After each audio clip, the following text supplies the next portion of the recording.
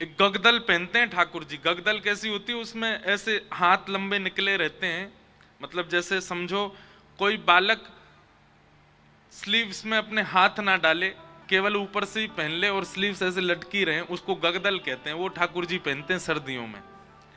उसके दो भाव हैं।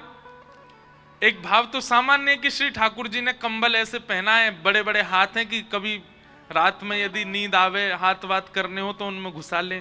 दूसरा भाव बहुत सुंदर है। क्या? वो गगदल श्री नंद बाबा की बगलबंदी है। नंद बाबा के मन में भाव आवे, जी लाला यशोदा मैया ती लिपट के सोवे, उन्हीं के पास ही सोवे, कभी मेरे पास ना आवे।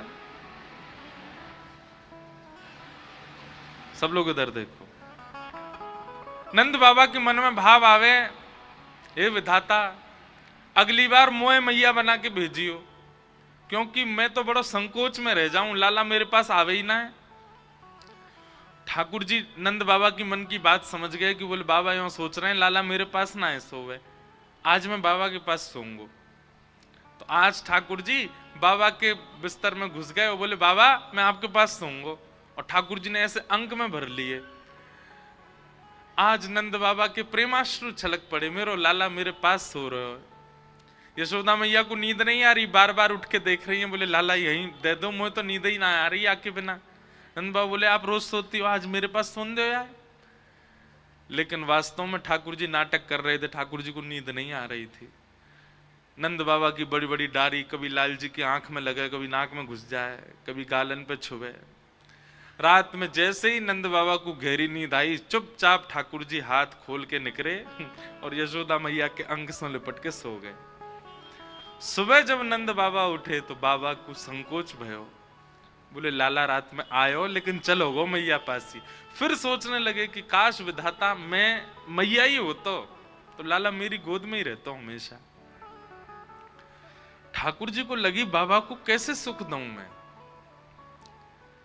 सो ठाकुर जी क्या करने लगे, सोते तो मैया के पास हैं, पर नंद बाबा जो दिन भर बगलबंदी पहन के रहते हैं, रात्रि में जैसे ही उसको उतार देते हैं, ठाकुर जी नंद बाबा की बगलबंदी पहन लेते हैं। अब इतने से लाला और इतनी बड़ी बगलबंदी, और भाई पहन ले सो हाथ ठाकुर जी के ऐसे लटके, नीचे नीचे हाथ लटके, नीचे बगलबंदी लटके, और नंद बाबा की बगलबंदी ही ठाकुर जी कंबल बना के ओढ़ लें, वही में सोमें, वही में दुबक जाएं, वही के भीतर ही रहें। पूरी रात ठाकुर जी उसमें किलोल करते हैं। श्री ठाकुर जी की अंग की सुगंधी से जब वो बगलबंदी अंकित हो जाती है, तब अगले दिन नंद बाबा पहन के जाते हैं तो उनको पूरे दिन यही आभास होता हो कि लाला मेरे हृदय ते लगो भय हो, लाला की सुगंधी आ रही है, लाला रात भर यही में सोए हो। तो वो गगदल पहनते हैं श्री ठाकुर जी। वो शीतकाल में ही दर्शन होता है ठाकुर जी का गगदल में।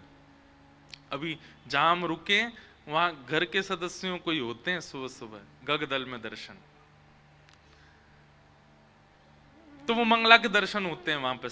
5 बजे मंगला होती है श्री लाल जी की उत्सव में।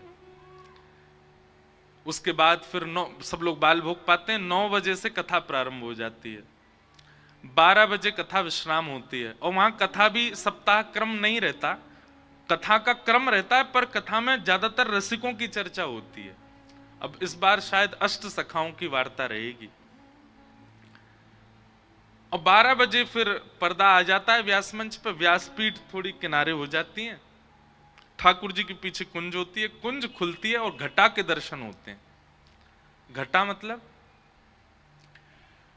उसी कलर की पिछवाई है, उसी कलर के ठाकुर जी के वस्त्र हैं, उसी कलर की गद्दी मसनद, सब कुछ एक ही कलर का। केवल श्याम सुंदर दिखेंगे, बाकी सब एक ही रंग होता है। तो किसी दिन गुलाबी, किसी दिन नवरंगी, किसी दिन अमरसी, किसी दिन अलग अलग। इस प्रकार ठाकुर जी की घटा होती है, 7 दिन की घटा के दर्शन होते हैं। उसके भी बड़े बड़े भाव हैं कि घटा में क्यों बैठते हैं ठाकुर जी। तो घटा का दर्शन दोपहर में होता है। उसके बाद सब लोग प्रसाद आदि पाते हैं, थोड़ी देर विश्राम करते हैं। 5 बजे श्री गिरधर लाल जी फिर पालकी में विराजते हैं। पालकी में बैठ करके फिर कथा स्थल पर आते हैं, और फिर दूसरे मंच पर ठाकुर जी के रात के उत्सव का बंगला बनता है। क्योंकि शीतकाल है इसलिए फूल का बंगला नहीं बनता, तो बंगले भी अलग अलग बनेंगे। कभी पतंग के बंगले बनते हैं, कभी ठाकुर जी की हटरी बनती है, कभी शीशे के बंगले, इस बार शीश बंगला भी बन रहा है ठाकुर जी का, जलेबी के बंगले बनते हैं, लड्डू के बंगले बनते हैं, उसमें श्री ठाकुर जी विराजते हैं और फिर दर्शन देते हैं। और फिर वहां पे सांस्कृतिक हम लोग सब नृत्य करते हैं, पद गाते हैं, फिर कोई ना कोई आते हैं सेवा करने के लिए अपनी, और ठाकुर जी को गा के नृत्य करके रिझाते हैं। 9-10 बजे तक खूब आनंद चलता है, चटकदार कपड़े सब पहनते हैं, खूब उधम मचता है, और फिर ठाकुर जी का उत्सव विश्राम, शयन आरती होती है। जय हो। बोलो गिरधर लाल प्यारे की। अभी जो हमने पद गाया, गोवर्धन वासी सांवरे तुम बिन रहो न जाए, बहुत प्रिय है श्री ठाकुर जी को। ये पद इतना प्रिय है, चतुर्भुज दास जी महाराज अपने मन के भाव प्रकट कर रहे हैं। पूरा पद तो बहुत बड़ा है, पर मैं कुछ अगली बार जब हापुड़ाएंगे पूरे पद की व्याख्या करेंगे, पर अभी मैं 1-2 पंक्ति बोल दूं। श्री चतुर्भुज दास जी कह रहे हैं बंक चितई मुस्काई के, सुंदर वदन दिखाए, लोचन तड़फे मीन जो, जुग भरी धरी बिहारे, गोवर्धन वासी सांवरे। बंक चितई मुस्काए के, श्री ठाकुर जी कैसे लग रहे हैं?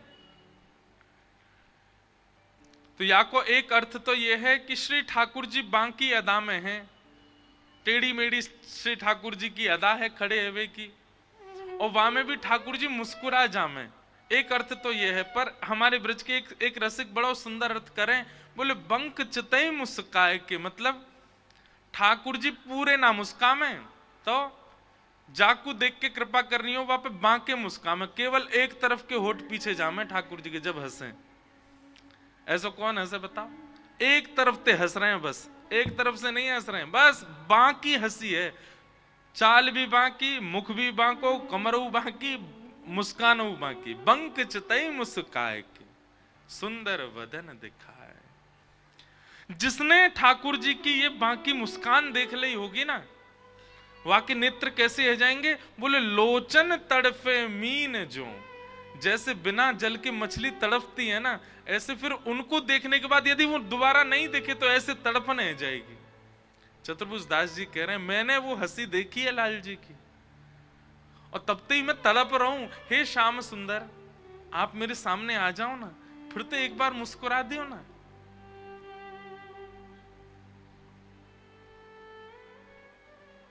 दर्शन को नैना तपे, मेरे नेत्र तड़पते हैं आपको देखने के लिए। वचन सुनन को कान, मिलवे को ही रात पे, ही के जीवन प्राण। एक बात बंधुओं स्पष्ट कर दें, या तो श्री ठाकुर जी को देखवे को मन बनाओ तो पहले ते ही अपने मन में ये बात घर कर लियो कि फिर कोई और को देखवे के काजे, कोई और को सुनवे के काजे, कोई और से मिलवे के लायक रहोगे नहीं।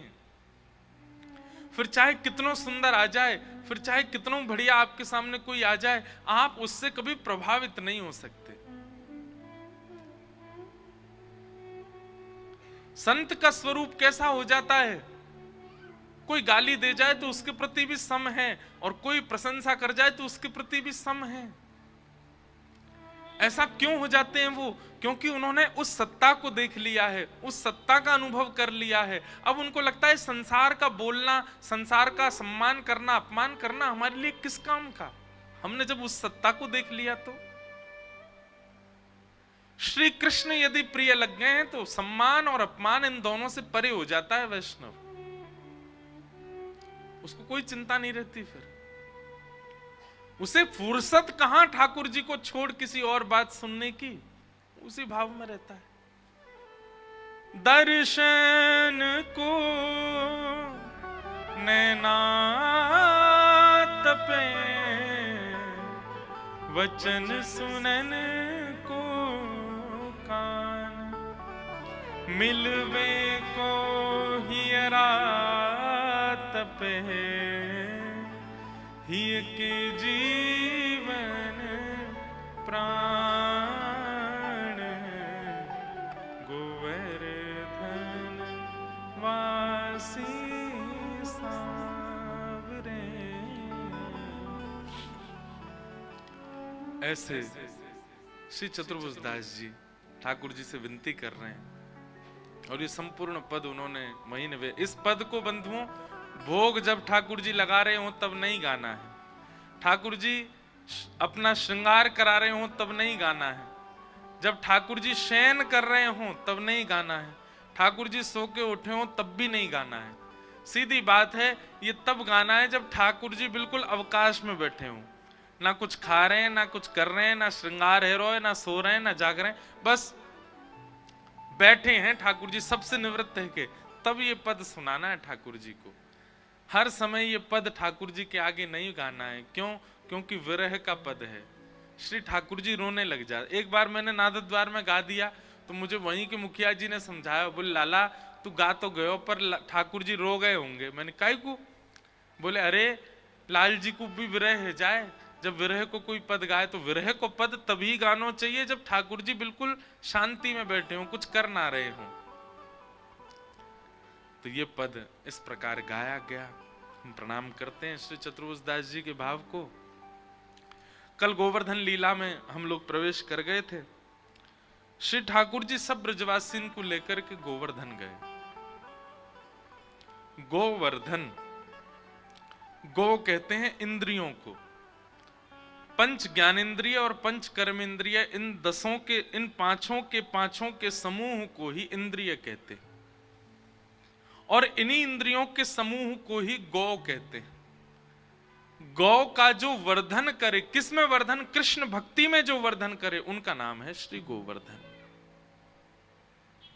आप यदि गिरिराज जी की परिक्रमा लगाते हैं, गोवर्धन नाथ जी को प्रणाम करते हैं, तो निश्चित है कि आपकी जो इंद्रिय ठाकुर जी की सेवा में तत्पर नहीं है, उस इंद्रिय के भाव से आप परिक्रमा लगाओ, वही इंद्रिय ठाकुर जी स्वीकार कर लेंगे।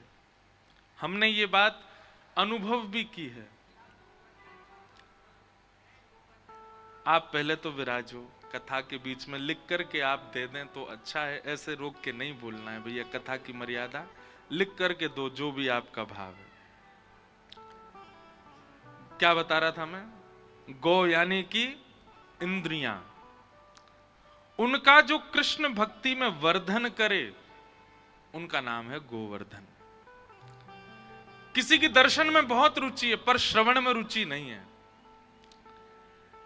उसको दर्शन करा लो मंदिरों के, लेकिन उससे कहो कथा सुनो, नहीं सुन सकता। जाए गिरिराज जी, एक परिक्रमा लगा के आए और गिरिराज जी से यूं कह के आए, हे गोवर्धन नाथ आप कृपा करो मेरी श्रवण भक्ति बढ़ेगी।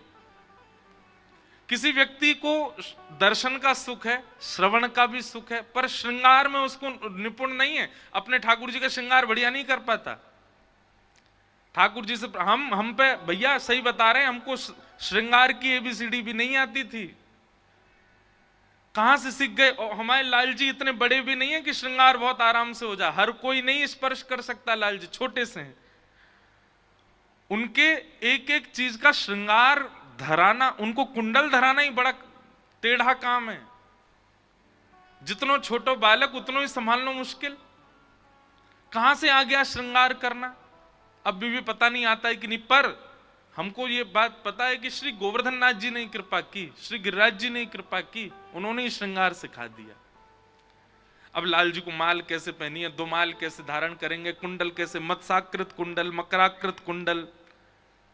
हमारे घर में हमारी माता जी तो परेशान रही हमसे बहुत साल तक। क्यों? जैसे लाल जी आए नए नए, अब मुझे लगे इनका श्रृंगार कैसे करूं, इनके वस्त्र कैसे बनाऊं, तो हमारी माता जी की जो भी कोरी साड़ी होती थी वो भी फाड़ ले जाता था मैं। मैया हमारी बोली एक दिन, पता ना कौन सा चूहा घुसे आयो घर में, सबरी साड़ी ने फाड़ लेगो।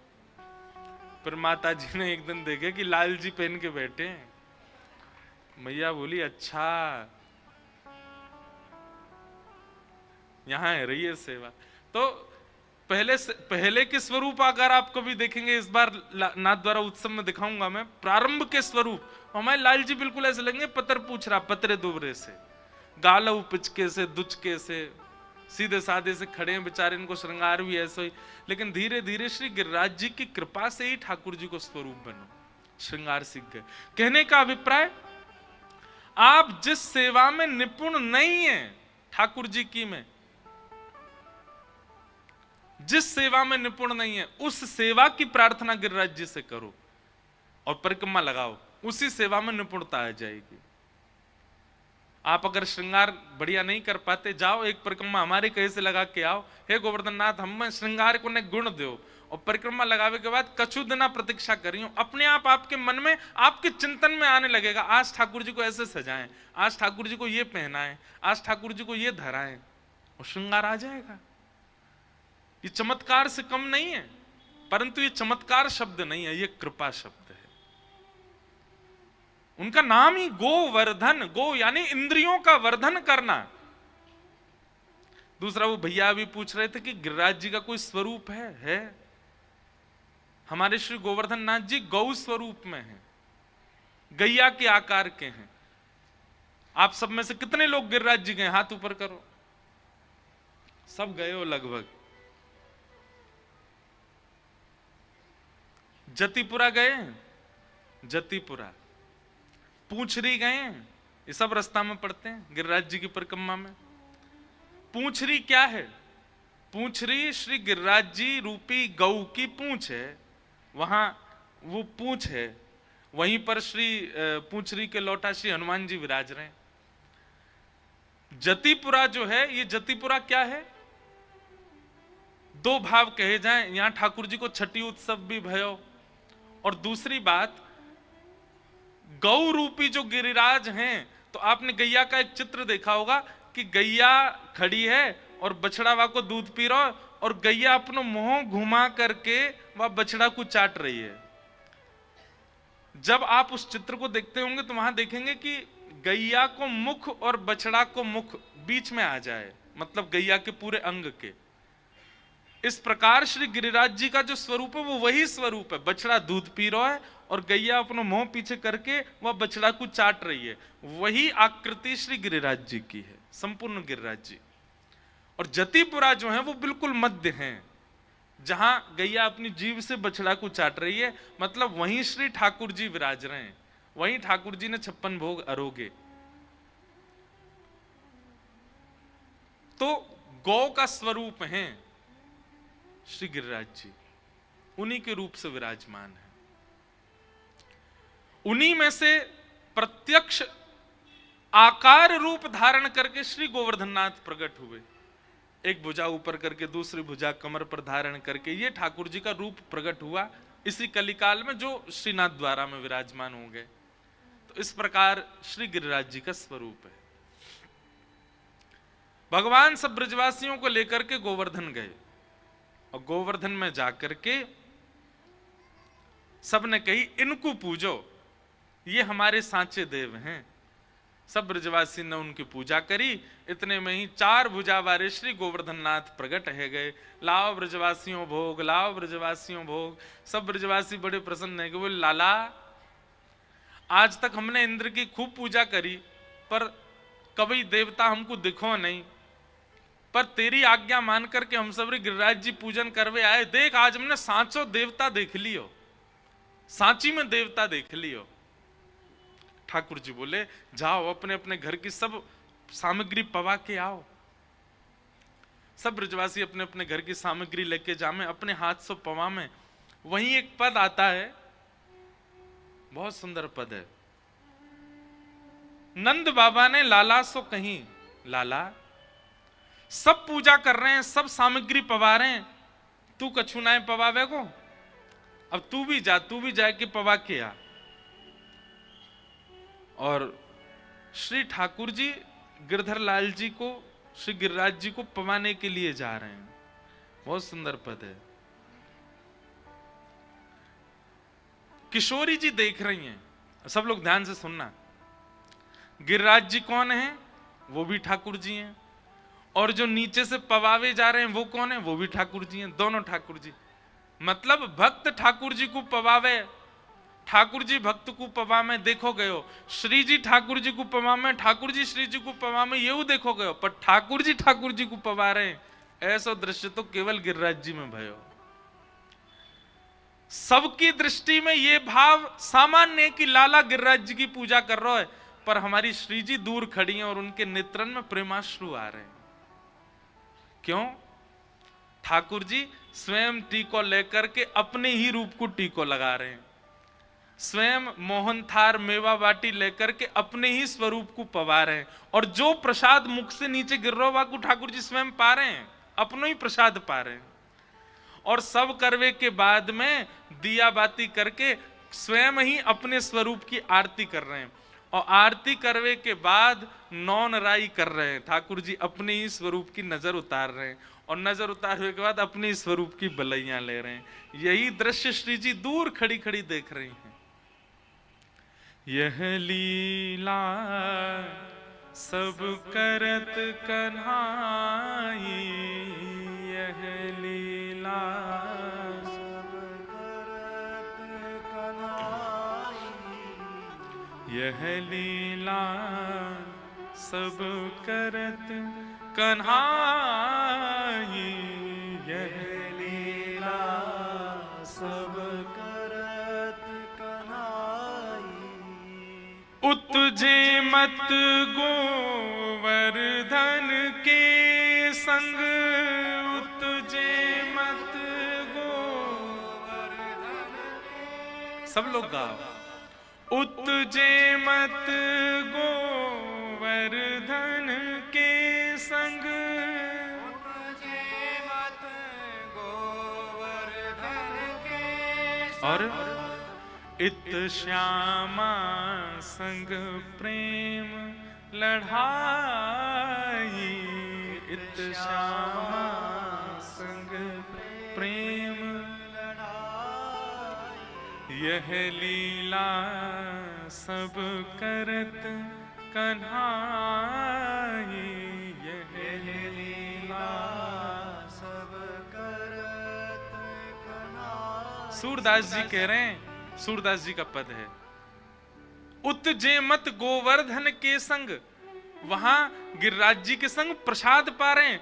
मतलब किशोरी जी ये देख करके आनंदित हो रही हैं कि एक ही स्वरूप है दोनों, बस इतना अंतर है, एक को श्रृंगार ज्यादा है और 4 भुजा हैं, वो गिरिराज जी हैं, और एक 2 भुजा और कम श्रृंगार में वो कन्हैया है। आपस में ही एक दूसरे की पूजा कर रहे हैं, बलैया ले रहे हैं, प्रसाद पवा रहे हैं। किशोरी जी के मन में प्रेम बढ़ रहे हो ठाकुर जी के लिए।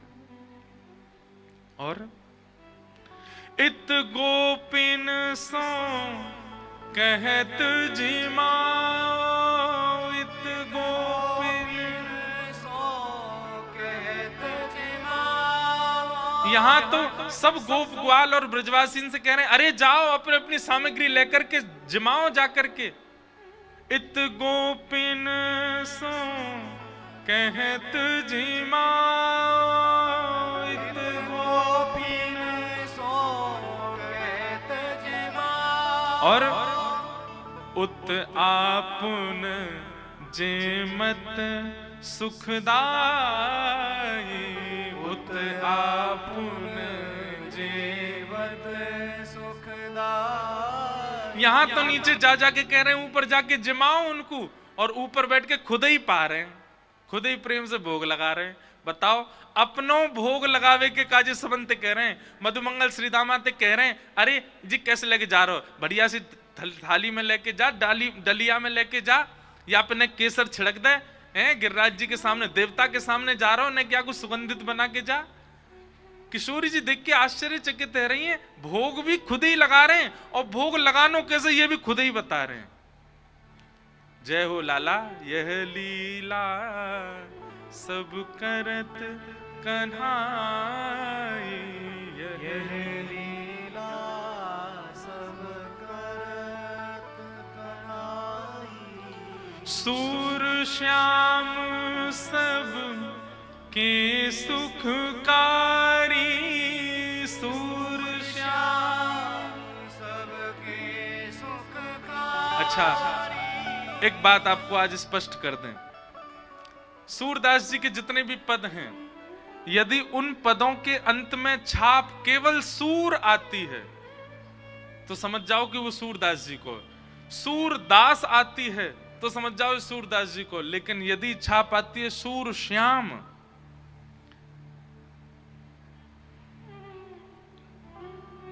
सूरदास जी का प्रण था 1.25 लाख पद लिखने का, लेकिन 1 लाख पद होते ही सूरदास जी भगवत धाम प्रस्थान कर गए।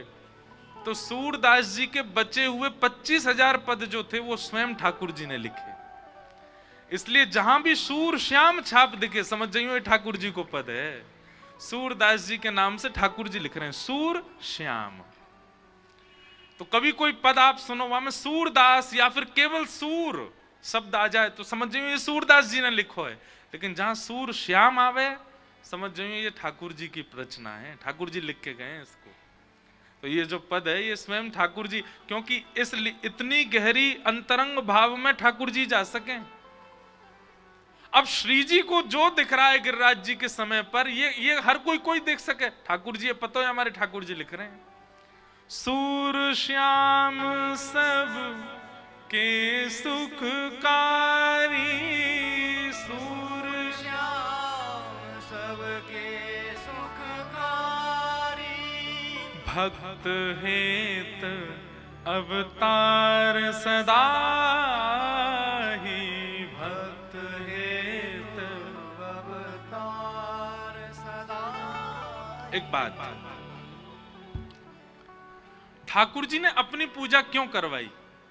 ब्रजवासी इनके बीच में रह तो रही है। देखो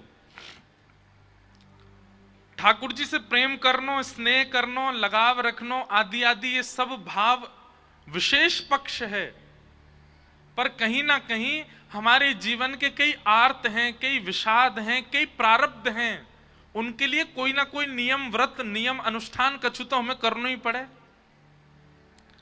कोई व्रत करते हैं, कोई नियम करते हैं, कोई अनुष्ठान करते हैं, तब जाकर के हमारे जीवन के कई प्रारब्ध कई कर्मों से मिलने वाले फल वो सब शांत होते चले जाते हैं। ठाकुर जी मन में विचार कर रहे हैं जे ब्रजवासी कभी मेरी पूजा नहीं करेंगे और मैं कितनों कह लूं कि मैं भगवान हूं, जे कभी मानेंगे ही ना। मेरी पूजा करवे की कहूंगा तो उल्टा मोइये डांट देंगे, चल आयो बड़ो जय जय बने हमारे सामने, मोह धो आवे ना भाग जाए आते। ठाकुर जी बोले जी मेरी पूजा ना करेंगे। और दूसरी बात, ठाकुर जी की ये सब पूजा नहीं करते, ठाकुर जी के प्रति प्रेम भाव रखते हैं, इससे ठाकुर जी को बहुत प्रियता लगती है, पर कहीं ना कहीं देवताओं के मन में संशय उत्पन्न होता है। देवताओं के मन में ये भाव उत्पन्न होता है हम तो पूरे दिन इनकी आराधना करते रहते हैं और ये ब्रजवासी इनसे इतना प्रेम कर रहे हैं, या को मतलब अब की बार ठाकुर जी जब वैकुंठ आएंगे तो हम भी केवल प्रेम ही करेंगे, हम भी गले में गलवैया डालेंगे। ठाकुर जी बोले कहीं देवता अपनी मर्यादा नहीं भूल जाएं। ब्रजवासी तो मेरे अपने हैं, इनके लिए कोई मर्यादा नहीं, पर कहीं देवता मर्यादा नहीं भूल जाएं। इसलिए ठाकुर जी ने एक और रूप धारण किया और ब्रजवासी इनसे अपनी पूजा करवाई। देवतान को मानो समझा दिए, बोले ध्यान रखियो तुम नहीं हो गले में गलवैया डारे वाले, औंधे गिरोगे नीचे अगर गले में हाथ डारो तो। ये तो केवल मधुमंगल, श्रीदामा, तनसुका, मनसुका, नंद, यशोदा और ये सब ब्रजवासी इनको ही अधिकार है। तो किसी रूप में ये मेरी पूजा कर लें ताकि देवताओं को भी दिख जाए कि नहीं ये भी वंदन कर रहे हैं। इसलिए ठाकुर जी ने गोवर्धन रूप धारण किया। आज सब ब्रजवासी, अच्छा एक और बात, यशोदा मैया ते लाल जी हो कहेंगे मैया मेरे पाम छू ले, नंद बाबा ते कहेंगे मैया मुझे प्रणाम कर ले, बाबा मुझे प्रणाम कर ले, कभी नहीं।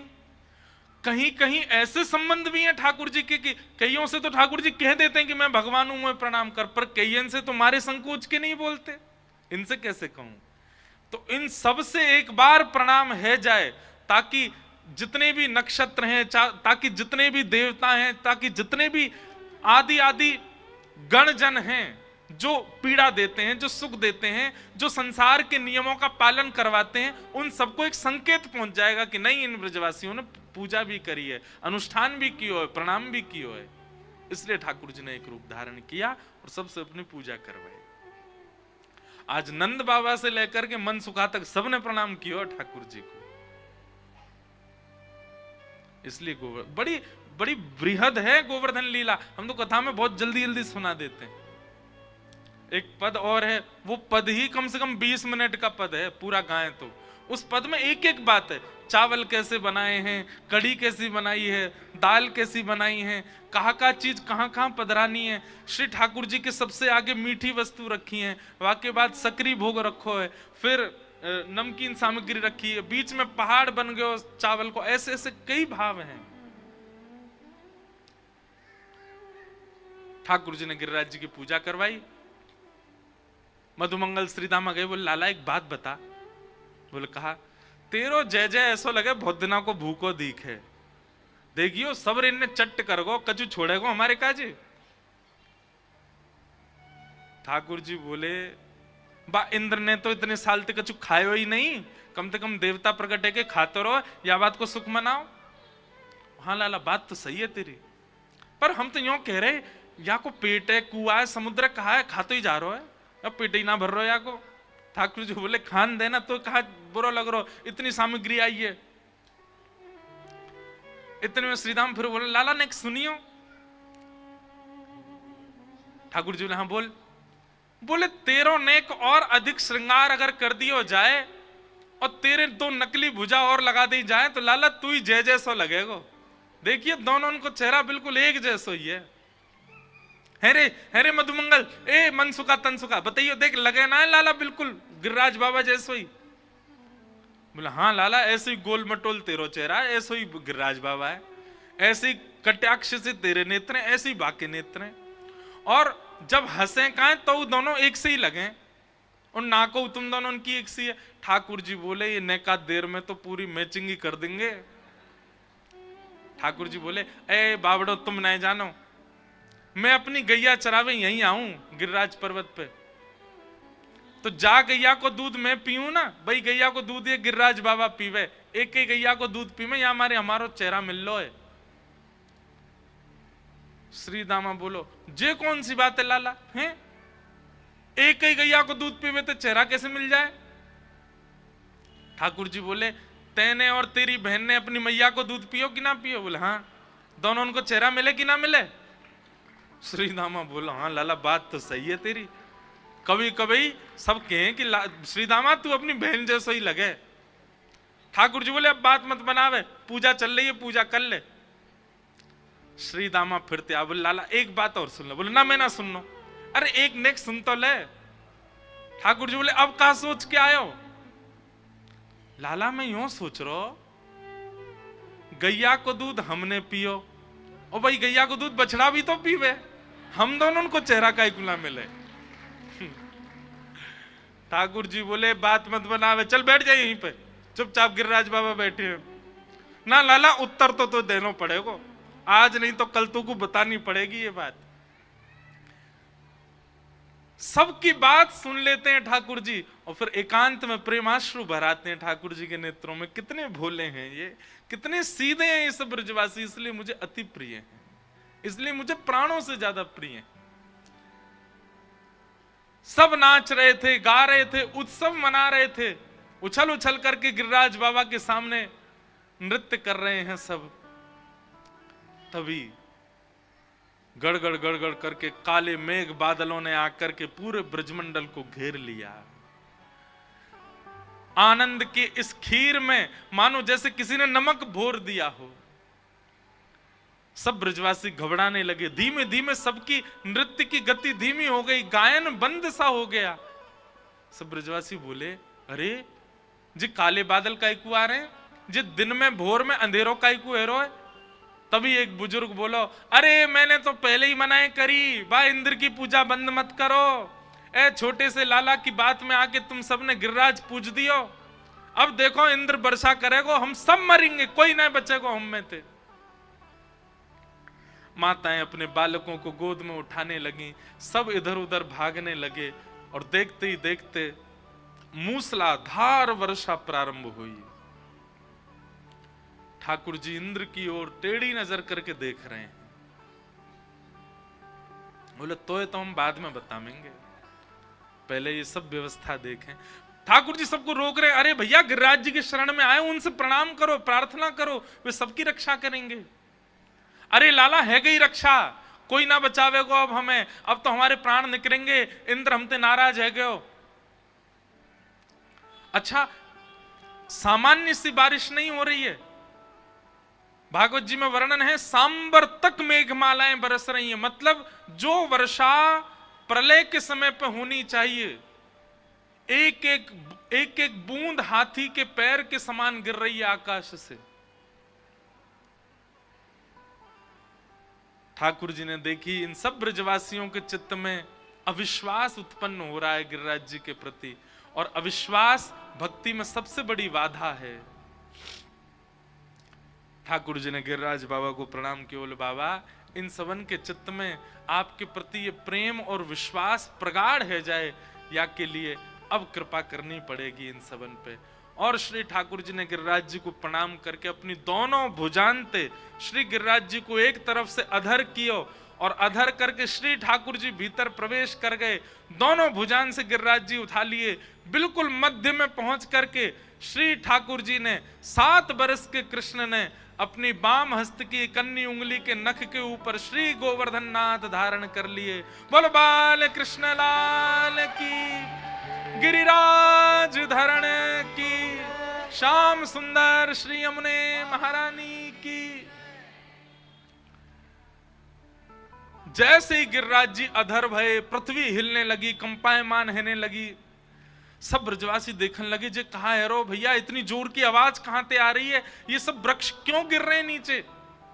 तभी हल्ला भयो, अरे अरे देखो गिरिराज जी ऊपर अधर है गए, अरे अधर ना भये हैं, हमारे नंद जी के लाला ने अपने बाम हस्त की कन्नी उंगली पे उठा लियो है।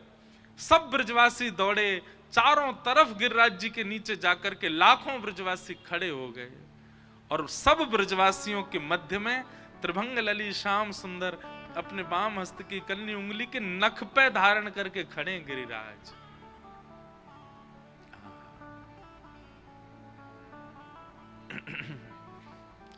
गिरिराज जी धारण कर लिए, सब ब्रजवासी इनके मुंह खुले रह गए, आंख खुली रह गई, सब लाला को देखें।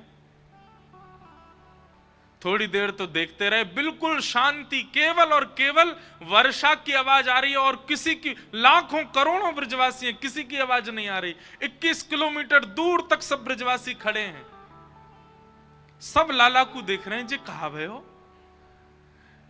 नेक देर में ही मानो जैसे चमत्कार दिख रहा हो, ऐसी स्थिति हो गई। थोड़ी देर में ही वो ओझल हुई, सब ब्रजवासी, अरे भैया देख का रहे हो, सबरी अपनी छड़ी लगाओ, और सबन ने अपनी छड़ी ले ले करके गिरिराज जी के नीचे लगाई ले। दूर दूर तक जब सब छड़ियां लग गईं, ठाकुर जी बोले, जे कहा कर रहे हो भैया सबरे। ब्रजवासी बोले, लाला हमने छड़ी लगा ली है, और हमारी छड़ी पे गिरिराज जी टिक गए, तू अपना हाथ नीचे कर ले अब। ठाकुर जी बोले, 21 किलोमीटर चौड़े हैं गिरिराज जी, और जब ठाकुर जी ने गिरिराज जी उठाए थे तब गिरिराज जी का शिखर भी 7 कोस का ही था, मतलब आकाश तक जाता था शिखर। ठाकुर जी बोले 21 किलोमीटर लंबे चौड़े ऊंचे, भार समझ रहे हो गिरिराज जी को कितना होएगा। इतने भारी गिरिराज जी तुम्हारी छड़ी पर टिकेंगे। ब्रजवासी जोड़ते हंसे, वाह हमारी मोटी मोटी छड़ी पर ना टिक, और तेरी नेक्सी से उंगली पर टिक रहे हैं जी। ठाकुर जी बोले, हम बे जी मेरी उंगली पर ही टिक रहे हैं, अपनी छड़ी हटा लो सबरे। ब्रजवासी बोले, लाला देख ज्यादा बात मत बनावे, हमने छड़ी लगा ली है, तू अपनी उंगली नीचे कर ले, हम संभाल लेंगे, गिरिराज जी है। ठाकुर जी बोले, अरे भैया ये गिरिराज जी नीचे आ जाएंगे, सबरे मर जाओगे। बोले, कछुना होगा, तू उंगली नीचे कर, हमने छड़ी लगा रखी है। ठाकुर जी बोले, ठीक है तो संभालो, मैं हटा रहा हूं अपनी उंगली।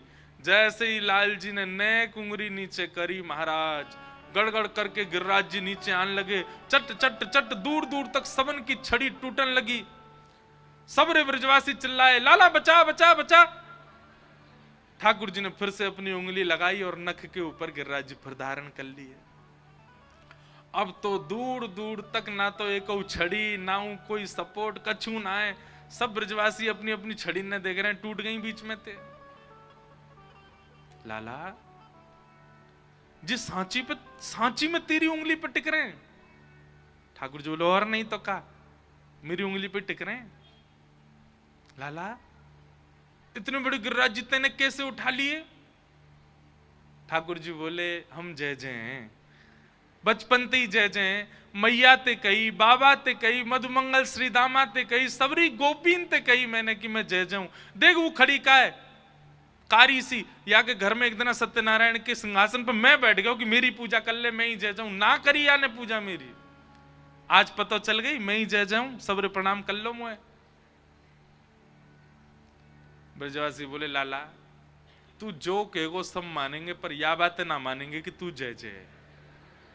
तू जो कहेगो सब बात स्वीकार है, लेकिन जे नहीं मान सके कि तू जय जय। सांची बता तेने गिरिराज जी कैसे उठाए? ठाकुर जी बोले भैया मान ले आज तो। बोले तूने ऐसो कहा किया जो तू जय जय? ठाकुर जी बोले हमने पूतना मारी, अघासुर मारो, बकासुर मारो, धेनुकासुर मारो, अरिष्टासुर मानो, कालिया मर्दन कर दिया और गिरिराज जी उठा लिए। ब्रजवासी बोले बस बस बस बस बस चुप रहे, ज्यादा मत बोले। मारी तेने पूतना, अघासुर बकासुर मारो तेने। अरे लाला जे तो हमारे ब्रजमंडल को इतना पुण्य है, हमारे ब्रजमंडल की इतनी महिमा है, हमारे ब्रजमंडल में आवे के काजे इतने पुण्य चाहिए।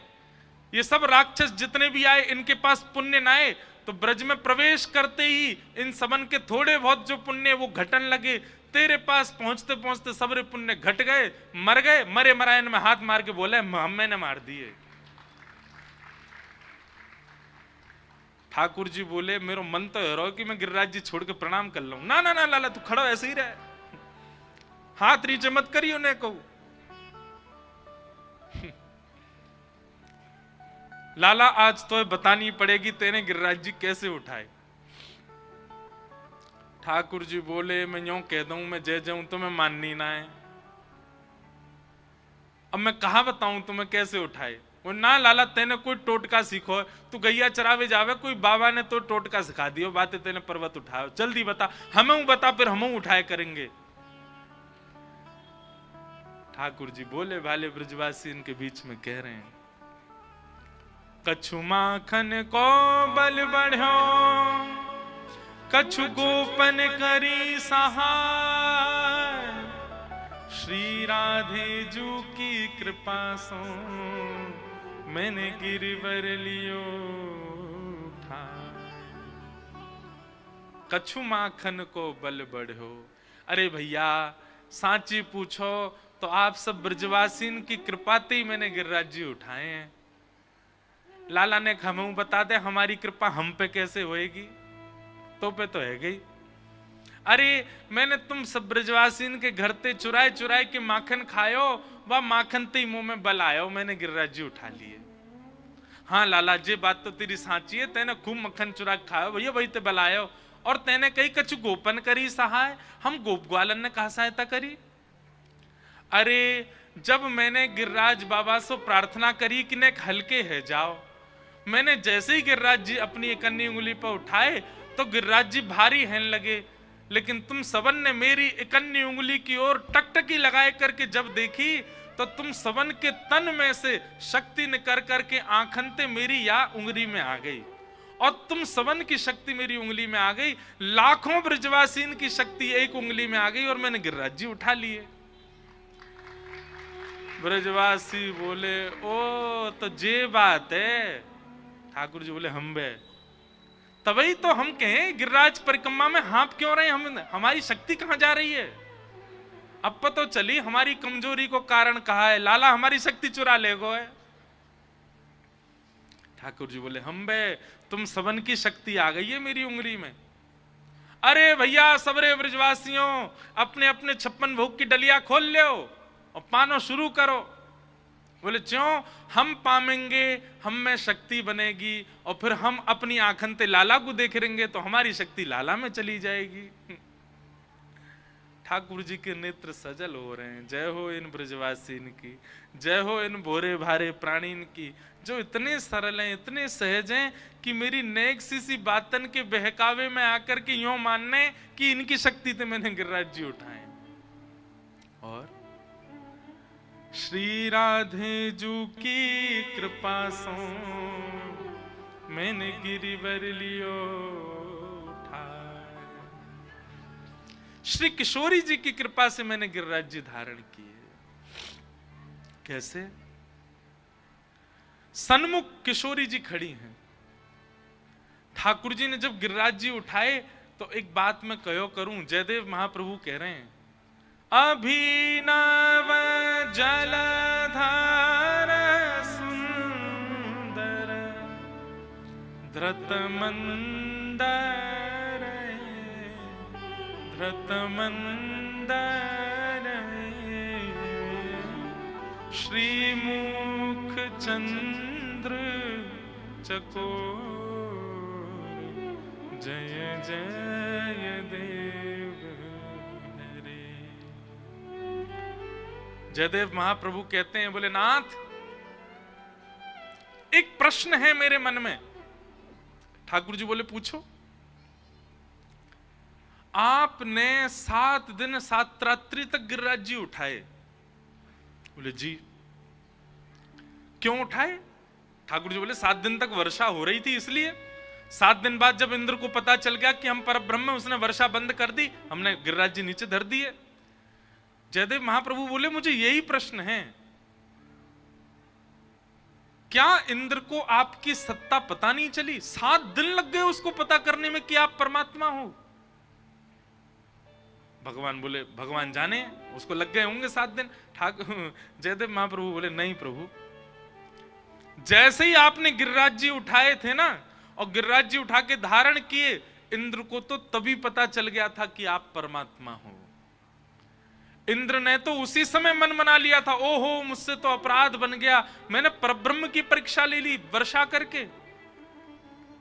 इंद्र वर्षा कम करने लगा था, इंद्र तो वर्षा बंद करने लगा था पहले दिन ही, 7 मिनट बाद ही। लेकिन तभी आपने क्या देखा, लाखों ब्रजवासी चारों ओर खड़े हैं, और जिस शिला पर आप खड़े थे ठीक आपके सामने कुछ सखियों के घेर में वृषभानु नंदिनी श्री राधिका रानी खड़ी हैं, श्री किशोरी जी खड़ी हैं। आपने मन में विचार कियो, अरे श्यामाजू, कभी तो आपको झरोकेंते देखनो पड़े, कभी आपको वृक्ष वल्लरी के कुंजनते देखनो पड़े, कभी आपको दूरते देखनो पड़े, कभी आपको ओटते देखनो पड़े, कभी आपको सखी रूप में आकर के देखनो पड़े, कभी आपको चूड़ी बेकवेवारी बन के आवे को देखनो पड़े, कभी आपके यहाँ विविध विविध प्रकार के रूप बदल बदल के आके देखनो पड़े। पर आज सौभाग्य मिलो है, श्यामा जी सामने खड़ी हैं, दर्शन करवे को अवसर मिल लो है। आपने इंद्र को भ्रगुटी टेढ़ी करके इशारों कियो, हे इंद्र, जब तक तेरे भंडार खत्म ना हो जाए वर्षा कर तो रहे, ताकि मैं श्री जी को दर्शन कर सकूं, ताकि मैं श्री किशोरी जी को देख सकूं, इनके रूप लावण्य को दर्शन कर सकूं। नाथ, 7 मिनट में इंद्र को पता चल गया था कि आप परमात्मा हो, पर 7 दिन 7 रात्रि आपने गिरिराज जी इंद्र की वर्षा के लिए नहीं, श्री जी के दर्शन के लिए धारण किए। श्रीमुख चंद्र चकोर जय जय देव हरे। इसीलिए हमारे श्रीनाथ जी, इनके नेत्र नीचे ही रहते हैं। क्यों? सामने श्री जी को देख रहे हैं, किशोरी जी का दर्शन कर रहे हैं। 7 दिन बाद, और एक और बात कहते हैं जयदेव महाप्रभु, क्या कि 7 दिन 7 रात्रि कोई क्रम नहीं था। क्या हमारे मन में प्रश्न आ जाएगा, क्या श्री जी के दर्शन से ठाकुर जी 7 दिन में ऊब गए? क्या मन भर गया? नहीं, इंद्र की पानी का भंडार खत्म हो गया। इंद्र के पास में वर्षा करवे के पास काजी जले ही नहीं बचो, सबरो बरसा दियो ने। जब 7वां दिन प्रारंभ भयो, धीमे धीमे वर्षा खम है गई, बादल छट गए, और महाराज जैसे सूर्य निकलन, ठाकुर जी यूं ही खड़े, सब ब्रजवासी बोले लाला अब वर्षा बंद है गई, अब तो गिरिराज जी नीचे धर दे, अब वो ऐसे खड़ा रहेगो। तब ठाकुर जी ने क्रोध करके इंद्र को देखा, तेने काय को बंद कर दी? इंद्र बोलो, नाथ सबरो पानी खत्म है गो, बचो ही ना मेरे पास, और कहां तक बरसात हो? या हमारे 7 दिन में गिरिराज पूजा पूरी है गई, नहीं तो ठाकुर जी आपके मन की चलती। तो 7 युगन तक आप गिरिराज जी धारण करके खड़े रहते श्री जी को देखने के काजे। 7 युग तक वर्षा चलती और आप श्री जी को देखते रहते नाथ। श्री मुख चंद्र चकोर जय जय देव। भैया या गिरिराज लीला की मुख्य भूमिका या गिरिराज लीला को मुख्य उद्देश्य कोई कछु बताओ, कोई कछु बताओ, मैं भी बहुत कछु बता को, पर अंत में एक ही उद्देश्य निकलो, किशोरी जी के दर्शन ही उद्देश्य है ठाकुर जी को गिरिराज लीला के पीछे। श्यामा जी को दर्शन देखवे के काज श्री ठाकुर जी ने गिरिराज जी उठाए। ऐसी हमारी श्री वृषभानु नंदिनी। बोलो वृषभानु दुलारी की। हाँ ऐसी मरी सी जय बोल रहे हैं ना, जोड़ते बोलो वृषभानु दुलारी की। बोल वृषभानु के जमाई की। हे मुझे दुनिया से नहीं कोई काम, मुझे दुनिया से नहीं कोई काम। मैं तो रटू राधा राधा नाम, मैं तो रटू राधा राधा नाम, मैं तो रटू राधा राधा नाम। मैं तो रटू राधा राधा नाम। दर्शन करूं शुभ शाम, दर्शन करूं शुभ शाम। मेरे मन में विराजे श्याम दीवानी, मेरे मन में विराजे श्याम दीवानी। ठाकुर जी ने अब सब बतियाओ मत, बैठ जाओ, कथा चल रही है अभी। नख पे गिरिराज जी धारण किए और सब ब्रजवासीन के चित्त में जो अविश्वास प्रकट है रहे हो वाकु विश्राम कियो। इंद्र ने आकर के भगवान की स्तुति गाई कि पिता गुरुस्त्वं जगतामधीशो दुरत्ययः काल उपात दंड हिताय स्वेच्छा तनुभि समीहसे मानं विधुन्वन् जगदीश मानिना। सब लोग इधर देखो, बिल्कुल शांति से बैठो। इंद्र का अपराध छोटा नहीं है, पर भगवान ने क्षमा किया। आज हमारे वृंदावन से श्री शिवम साधक जी आए हैं, भागवत के बड़े अच्छे वक्ता हैं। आपको भी बारंबार प्रणाम। देखो कैसी, ऐसा स्वभाव सबका नहीं होता। सबके मन में एक प्रकार से एक बात हम कहते हैं, बुरा नहीं मानना। संत जन, रसिक जन, विद्वत जनों की बात अलग है, पर कई लोगों के मन में ऐसी भावना होती, कथा में आए तो उनको चाहिए कि हम मंच पे ही बैठे, मंच पे जाएं, व्यास जी को माला पहनाएं, पर नहीं, आपसे खूब स्नेह है हमारा, पर आके आप चुपचाप बैठ गए कब कब में। यही एक श्रोता का नियम होता है कि आके विराज जाओ, कथा में कोई विक्षेप ना हो। यहाँ तो माताएं बीच में ही उठ के चली जाती हैं, आ भी जाती हैं। कई माताएं वो तो हमको दिखा दिखा के पानी और पीती हैं कथा में। ले तुम नहीं पी सकते, हम पी रहे हैं। फोन पे नीचे ऐसे बात कर लेंगे, आ तो रहे हैं, 5:30 बज गए, अब आ रहे हैं। क्यों? कथा आप लोग समझते नहीं, बहुत मर्यादा है। हम लोग नारद पद्धति की कथा सुनते हैं, इसलिए कीर्तन होता है, इसलिए भजन होता है, नृत्य होता है, पर इसके अलावा कुछ नहीं होना चाहिए। आपको कथा में मौन व्रत धारण करके बैठना चाहिए निश्चित। हम कथा में आने से पहले भी मौन रहते हैं, कथा से जाने के बाद भी मौन रहते हैं। एक आसन में बैठते हैं, पैर भी सीधे उल्टे सीधे कुछ नहीं करते, कमर भी सीधी करके बैठे रहते हैं, एक घूंट पानी नहीं पीते और कथा में आने से 1.5 घंटा पहले पानी छोड़ देते हैं। ये सारे नियम वक्ता को ही क्यों पालन, श्रोताओं को भी सीखना चाहिए। महाराज जी के इस स्वभाव को हम प्रणाम करते हैं। आप आते हैं कथा में ऐसी भाव से आते हैं, आके आप विराज जाते हैं, कथा श्रवण करते हैं। यही एक वक्ता का स्वरूप होता है, एक श्रोता का स्वरूप होता है। इंद्र की गलती छोटी नहीं है, पर भगवान ने उसको क्षमा कर दिया। तो कहीं ना कहीं अंदरूनी भाव से आप इसका अर्थ यही लगा सकते हो, क्योंकि इंद्र की करनी से सब ब्रजवासी ठाकुर जी के पास आ गए। 7 दिन आगे काजे सबरे बिल्कुल घेर के खड़े हैं ठाकुर जी को। और जिस कारण से प्रियजन समीप आए वो कारण बुरा थोड़ी लगता है। जिस कारण से प्रेमी पास आ जाए वो कारण बुरा क्यों? इसलिए भगवान ने इंद्र को क्षमा कर दिया। आगे गैयाओं ने भगवान का नामकरण किया, ठाकुर जी का नाम गोविंद पड़ा। ये गोविंद नाम गायों ने रखा है ठाकुर जी का।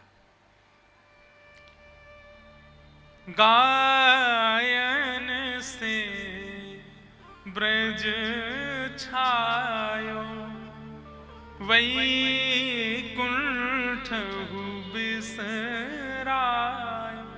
हमारे अष्ट सखाओं में एक सखा हुए, उनका नाम था छीत स्वामी। क्या नाम था? छीत स्वामी। उनका ये पद है। वे कहते हैं ठाकुर जी ने पूरी ब्रज लीला केवल गायों के लिए की है, किसी और के लिए नहीं की, केवल गायों के लिए।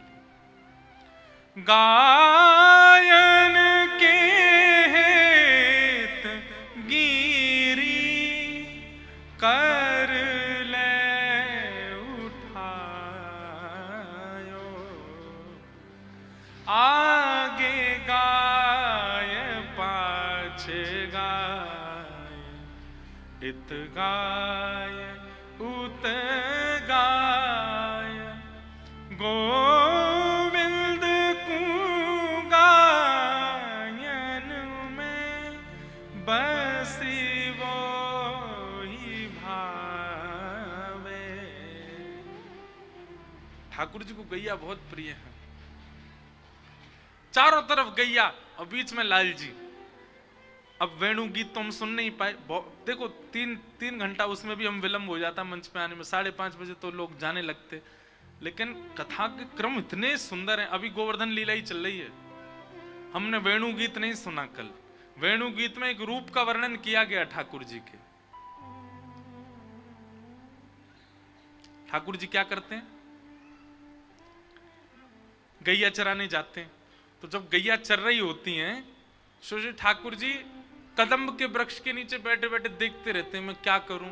अब उस समय फोन तो थे नहीं कि ठाकुर जी ने चला ले, क्या करे, मन कैसे लगे। न एक देर वंशी बजा ली, फिर थक गए, उबासी लेने लगे, अब क्या करें। ग्वाल बाल कभी कभी संगाते हैं तो खेल लेते हैं ठाकुर जी। काउ दिन ठाकुर जी अकेले जाते हैं गैया चराने, अब क्या करें। सुश्री ठाकुर जी एक लीला करते हैं। क्या लीला करते हैं? वन में जाते हैं और वन में जाकर के सुंदर सुंदर पत्र लेकर के उनके वनमाल श्रृंगार ठाकुर जी अपने आप बनाते हैं। सिर पे से पगड़ी उतार देंगे और अपने केशन को ऊपर करके और अपने सिर के बिल्कुल माथे के ऊपर एक बढ़िया सुंदर पत्तान की या फिर बेल की ऐसे गोल गोल घुमा लेंगे लड़ को। सिर पे मुकुट काय को पहन लियो, पत्तान को मुकुट। यहां पर अपने बाजूबंद भी पत्तान के पहन लेंगे, अपने हाथन में बाजूबंद भी पत्ता के पहन लेंगे। ऐसे इस प्रकार वनमाला धारण करते हैं ठाकुर जी। वन के सारे पत्र, घास फूस आदि इन सबको अपने ऊपर लगा लेते हैं, मन लगा रहे हैं अपनों। और फिर क्या करें? गैयान को वापस नंद भवन ले जावे के लिए ठाकुर जी श्रृंगी बजाते हैं और उसकी ध्वनि सुन के गैया जहां कहीं भी होती हैं दौड़ के ठाकुर जी के पास आ जाती हैं। आज ठाकुर जी ने श्रृंगी बहुत जल्दी बजा दी। गैया सब कान उठा के सोचने लगी, बोले लाला इतनी जल्दी बुला रहे हो? नंद भवन शायद आज कहीं जानो हो, कोई हमारे बुला रहे हैं। सब गैया जाके देखने लगी। तभी कहा देखो एक सघन कुंज है और सघन कुंज में वनमाली बनकर के ठाकुर जी खड़े हैं। सुंदर सुंदर घास फूस पत्ता पुष्प आदि अपने श्री अंग पे लगा रखे हैं। गैया समझ गई, बोले ओहो आज अकेले आए हैं ना, तो हम गैयान के संग रास करवे को मने लाला को, हमको रास के काजे बुला रहे हैं। तो सब गैया अपनी पूंछ उठा करके दौड़ती हैं ठाकुर जी के पास और ठाकुर जी के पास जाकर के ठाकुर जी को नीचे लिटा देती हैं। अब जहां जहां पत्ता घास आदि लगे वहां वहां गैया अपनी जीभ निकाल निकाल करके ठाकुर जी के पत्तन को खींच रही है, घास को निकाल रही है। अब जैसे ही गैया अपनी जीभ लगावे सो ठाकुर जी को जोर से गुदगुदी होवे, कभी ठाकुर जी यहाँ भागे कभी वहां भागे, गैया पकड़ पकड़ करके लाल जी को नीचे गिर दे और फिर चाटन लगे। सर्वांगीण श्री अंग पे गौ के मुख से निकरवे वारे जो जो जो अमृत है वासे ठाकुर जी स्नान कर लें अपनो, और ठाकुर जी को मन लग जाए, पूरा दिन ऐसे निकल जाए, और गैयान को हृदय से लगा करके ठाकुर जी खूब स्नेह करें। ऐसा ऐसा सुख गैयान को प्रदान करें श्री ठाकुर जी। आज गैयान ने ठाकुर जी को नाम दियो गोविंद। गो माने गाय और विंद माने रक्षक, और गो माने मानव की इंद्रियां और इन इंद्रियों के भी जो रक्षक वो गोविंद। बंधुओं, एक बात लोग अधिकतर पूछते हैं, बहुत ध्यान से सुनिएगा। नाम जप कब करना चाहिए, गुरु मंत्र कब करना चाहिए, आदि आदि मंत्रों का उच्चारण कैसे करना चाहिए, इसके देखो सबके अपने अपने भाव है, हम अपना एक भाव बता रहे हैं। गुरु मंत्र और कोई भी वैदिक मंत्र ये आपको आसन पे बैठ करके शुद्ध अवस्था में ही करना चाहिए, लेकिन ठाकुर जी का नाम वो आप चलते फिरते उठते बैठते कभी भी गा सकते हो। ठाकुर जी को नाम को गाने में कोई दिक्कत नहीं है। लेकिन हमारी एक बात मानिएगा, अधिकतर लोग क्या करते हैं, सुबह सुबह नाम जप कर लेते हैं, फिर पूरे दिन दुनिया में घूमते रहते हैं। वास्तव में नाम जप कब करो, जब आपको लग रहा हो कि आपकी इंद्रिय विचलित हो रही है, तब नाम जप करो। जैसे लगे कि नेत्र आपके किसी के रूप के प्रति आकृष्ट होकर के उसी के पीछे भाग रहे हैं, ओहो ये पाप है, जानते तो समय कि ये पाप है, उसी समय नेत्रों को बंद करो और नेत्रों के लिए नाम जप करो। श्री कृष्ण गोविंद हरे मुरारे, श्री कृष्ण गोविंद हरे मुरारे, श्री राधा श्री राधा श्री राधा। आपकी इंद्रियों को संभालने के लिए, सुधारने के लिए आप ठाकुर जी का नाम गाओ। जीभ बहुत मचल रही है, नहीं मानती, कभी कुछ सेवन की इच्छा, कभी कुछ पाने की इच्छा, कभी अभक्ष वस्तुओं के प्रति भी भागती है। जब जब जीव में वह इच्छा प्रकट हो, गोविंद गोविंद गोविंद गोविंद गोविंद गोविंद, उसी जिह्वा से गोविंद नाम गाने लग जाओ। आप याद करेंगे उस समय, आप 5 मिनट बैठ करके बस नाम जप कर लीजिए। जैसे ही आपकी इंद्रिय विचलित होती है, 5 मिनट नाम जप करो, 5 मिनट बाद आपकी इंद्रिय की वो इच्छा मर जाएगी, खत्म हो जाएगी, वो नहीं होगी फिर प्रकट। जो लोग भी अपनी बुरी आदतें नहीं छोड़ पा रहे हैं, ध्यान से सुनिएगा, पहले तो मन में ये संकल्प लीजिए कि मुझे आदत छोड़नी है, और जब जब उसकी क्रेविंग हो, जब जब उसके प्रति आकर्षण बढ़े, तब तब नाम संकीर्तन करो, तब तब नाम जप करो। जिस इंद्रिय, अरे कहां तक कहें, काम क्रोध लोभ मोह द्वेष ईर्ष्या, किसी को देख के ईर्ष्या भी यदि हो रही है ना, तो भी नाम जप करो। किसी पर क्रोध आ रहा है तो भी नाम जप करो। काम प्रकट हो रहा है, नाम जप करने लग जाओ। नाम जप तब करो, अरे भाई दवाई तब ली जाती है ना जब बीमारी आवे। नाम औषधि है। खांसी हो रही है तभी तो औषधि लोगे, बिना खांसी के औषधि लो, बिना खांसी के रसायन लिया जाता है कि मुझे खांसी ना हो, उसके लिए काढ़ा पीते रहो, उसके लिए सुंदर सुंदर औषधि तुलसी आदि पाते रहो। हम एक गोली लेते हैं कि कथा में हमारा मुंह ना सूखे, वो भी गले के लिए होती है। तो ऐसे रसायन लेते रहने पड़ते हैं ताकि हमें दिक्कत ना हो। रसायन भी भगवान का नाम है, लेकिन जब रोग लग जाए तब तो बड़ी औषधि लेनी चाहिए। मतलब नाम जब सामान्य रूप से करते रहो, लेकिन जब लगे कि इंद्रियां रोग युक्त हो रही हैं, तब तो विशिष्ट नाम जप करो, आपकी वह इंद्रिय उस रोग से बच जाएगी।